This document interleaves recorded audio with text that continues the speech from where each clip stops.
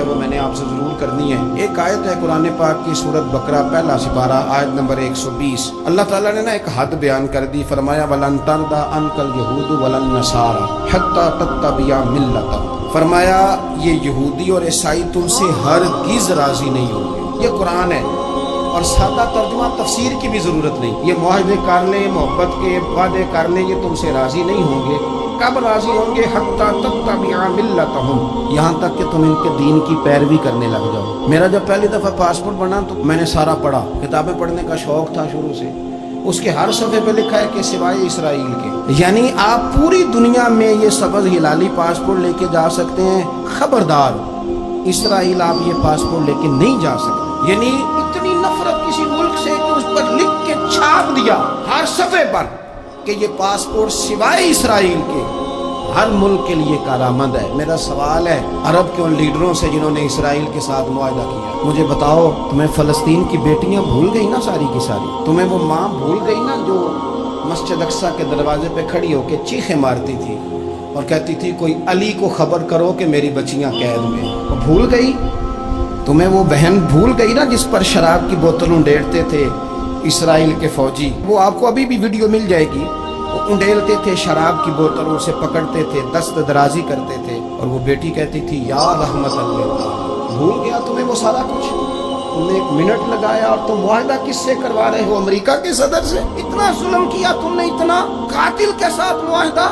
क्या समझते हो फ़लस्तीन वालों का कोई वाली वारिस नहीं? सुनो, मेरे रसूल करीम सल्लल्लाहु अलैहि वसल्लम ने फरमाया मेरा कोई मालदार उम्मती दुनिया से चला जाए, पैसे जायदादें छोड़ के जाए तो उसकी औलाद में बांट देना, लेकिन अगर उसके जिम्मे कर्जा हो तो मेरे पास आ जाना, मैं अपने उम्मती का कर्ज अदा करूंगा। जिसका कोई वारिस नहीं होता मदीने वाला उसका वारिस होता है।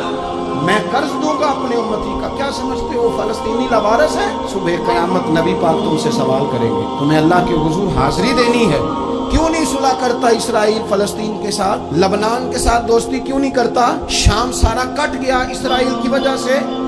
आज तुम्हें ख्याल आया उनके साथ मुआहदा करने का? हमें सबक पढ़ाते हो, खुदा से डरो। और फिर इकबाल कहते हैं मुसलमानों से मायूस ना होना, हुक्मरानों से ज्यादा उम्मीदें भी ना लगाना। वो जो छोटे छोटे लोग निकले थे ना शहरा से, बज़ाहिर गरीब थे, बज़ाहिर उनके पास माल नहीं था, वो खालिद बिन वलीद जैसे, वो साद बिन अबी वक़ास जैसे, बज़ाहिर उनके पास ज्यादा असला नहीं था। इकबाल कहने लगे मायूस ना होना, ये नहीं कहना बन कुछ नहीं सकता। फरमाने लगे रात मैंने सुना है फरिश्ते आपस में बातें कर रहे। वाह इकबाल, तेरा भी अंदाज कितना निराला है। कहने लगे रात फरिश्ते आपस में बातें कर रहे थे, मैंने सुन ली है। भला वो क्या कह रहे थे? ये सारे लोग ना खालिद बिन वलीद, साद बिन अबी वक़ास, ये सहरा के रहने वाले, और उस वक़्त की सबसे सुपर पावर रोमा कहलाती, उलट पुलट के रख दी सारी रोमी सल्तनत। तो इकबाल कहने लगे रात फरिश्ते आपस में बातें कर रहे थे कि सुना है पाकिस्तान के, हिंदुस्तान के मुसलमान जवान मायूस हो गए। कहने लगा ना मायूस होना, निकल के सहरा से, जिसने रोमा की सल्तनत को उलट दिया था, निकल के सहरा से। गर्मी देखो इस शेर की, वलवला देखो इस मर्द का जो मुसव्वर पाकिस्तान है, निकल के सहरा से, जिसने रोमा की सल्तनत को उलट दिया था।